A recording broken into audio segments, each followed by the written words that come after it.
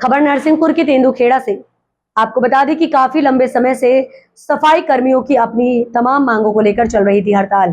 सफाई कर्मियों के संगठन के वरिष्ठ अधिकारियों ने नगर निकाय प्रशासन एवं सफाई कर्मियों के बीच में सामंजस्य बनाकर अपने कर्तव्य की बेहतर भूमिका निभाई। नगर निकाय प्रशासन तेंदुखेड़ा द्वारा सफाई कर्मियों की आवाज को सुनते हुए उनके दर्द तकलीफ को समझते हुए रुका हुआ पेमेंट का भुगतान एवं एरियर्स भुगतान समय सीमा पर किया गया।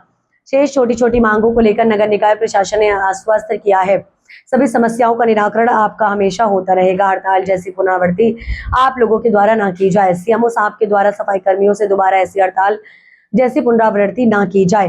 कहा गया है कि वहीं पर सफाई कर्मियों द्वारा सीएमओ साहब को गणेश जी का चिन्ह भेंट करते हुए फूल माला से सम्मान किया गया। वहीं पर अध्यक्ष जी किसी कारणवश उपस्थित नहीं रहे।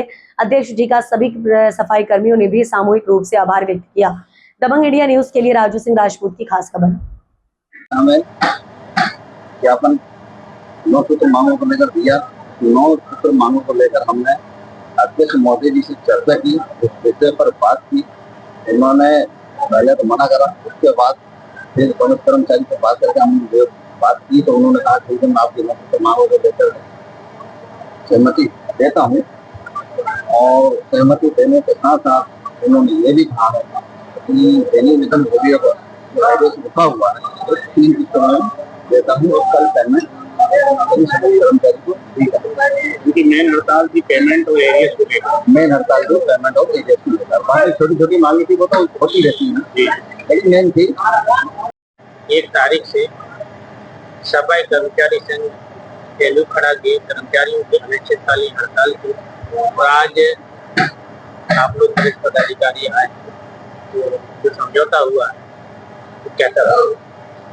समझौते में यह है कि 1 तारीख से आज तक जो हड़ताल मतलब 13 तारीख तक हड़ताल हुई है, कर्मचारियों की 9 लंबित मांगे थी और 9 लंबित मांगे जो थी कोई बहुत खास बड़ी नहीं थी, छोटी छोटी मांगे थी। तो नगर पालिका अध्यक्ष और सीएमओ के माध्यम से उसका निराकरण किया जाना था और आज जब उनसे मिले तो सहानुभूति पूर्वक उन्होंने विचार किया और विचार करने के उपरांत उन्होंने उस बात को माना भी कि ये जायज मांगे इनका होना चाहिए।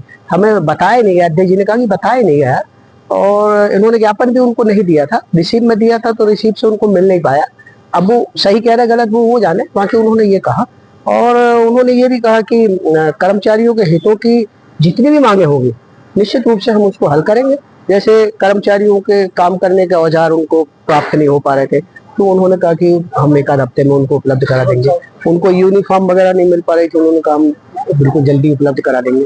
फिर उसके अलावा उन्होंने दैनिक वेतन भोगी कर्मचारी की जो अंतर की राशि का एरियस था तो उन्होंने कहा कि भाई आर्थिक स्थिति खराब है और आर्थिक स्थिति खराब होने के कारण नगर पालिका में जो चुंगी क्षति का गाप आता है वो चूंकि काट लिया जाता है सरकार द्वारा और कम पैसा मिल रहा है, इसके कारण नगर पालिका की आर्थिक स्थिति खराब है।